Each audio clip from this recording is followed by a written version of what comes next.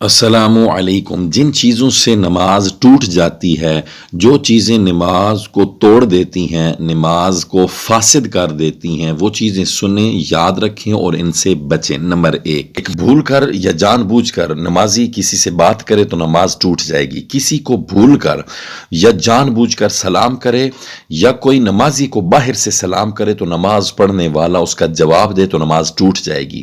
کسی کو باہر سے چھینک آئی، نماز پڑھنے والا چھینک کا جواب دے، نماز کی حالت میں نماز ٹوٹ جائے گی۔ امام بھول گیا، پیچھے سے کسی نے کہا بیٹھ جا تو نماز ٹوٹ جائے گی۔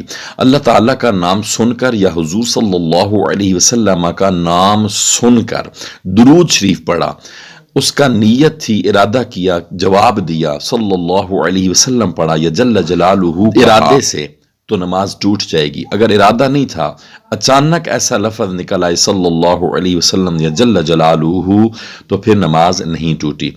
اپنے امام کے سوا دوسرے کو لقمہ دینا، درد یا مصیبت کی وجہ سے آہ یا اف وغیرہ کہنا، اگر یہ ارادتاً ویسے تکلیف کی وجہ سے آہ یا اف لفظ نکلے مریض کے تو پھر نہیں ٹوٹی۔ اگر ویسے جان بوجھ کر یہ لفظ نکالے تو نماز ٹوٹ جائے گی۔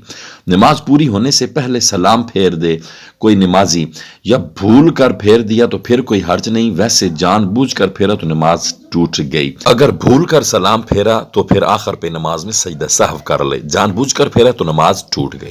نماز میں قرآن شریف دیکھ کر پڑھنا، اچھی یا بری خبر سن کر کچھ لفظ کہنا، قرات یا اذکار نماز میں سے سخت کوئی غلطی کر دے قرات میں یا نماز کے اذکار میں تو نماز ٹوٹ گئی۔ کچھ کھانا یا پینا نماز کے دوران نماز ٹوٹ گئی۔ ہاں، دانتوں کے اندر اگر کوئی چیز رہ گئی تھی، اس کو نگل گیا، چنے کے برابر وہ چیز تھی تو نماز فاسد ہو گئی، کم ہے تو پھر فاسد نہ ہوئی بلکہ مکروہ ہوگی۔ نمازی نے بلا عذر سینہ کو قبلہ سے نماز میں پھیر دیا، کسی بھی وجہ سے نماز ٹوٹ گئی۔